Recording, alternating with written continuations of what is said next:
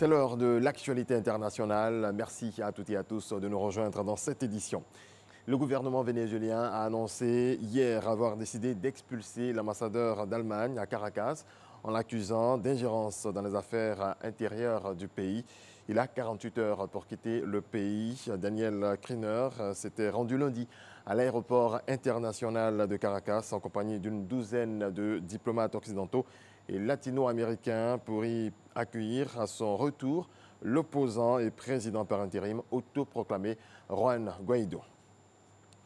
Après s'être acquitté hier de sa caution d'1 milliard de yuans, 5,2 milliards de francs CFA, Carlos Ghosn a quitté le centre de détention de Tokyo où il était incarcéré depuis le mois de novembre sur des soupçons de malversation.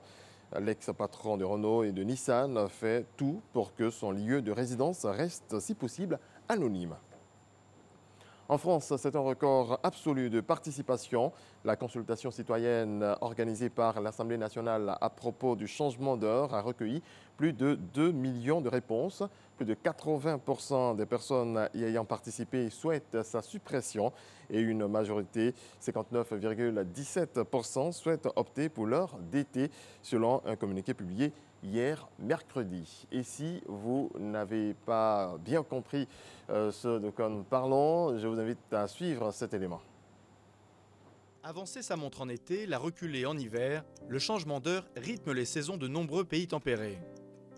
Introduite en Europe pendant la Première Guerre mondiale, la mesure s'est vraiment installée à la fin du XXe siècle.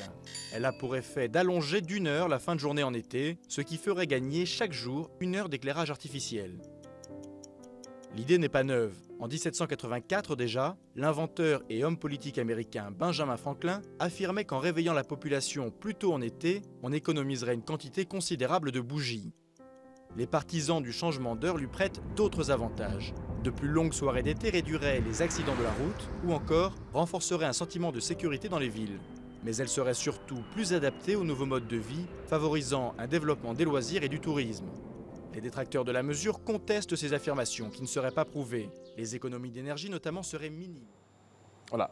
Kylie Jenner est officiellement la plus jeune milliardaire du monde selon la dernière liste des milliardaires de Forbes.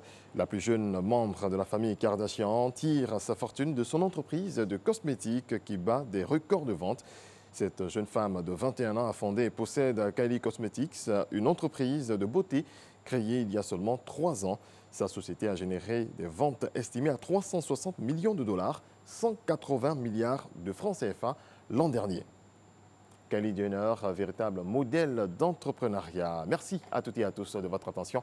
On se retrouve lundi, Dieu voulant.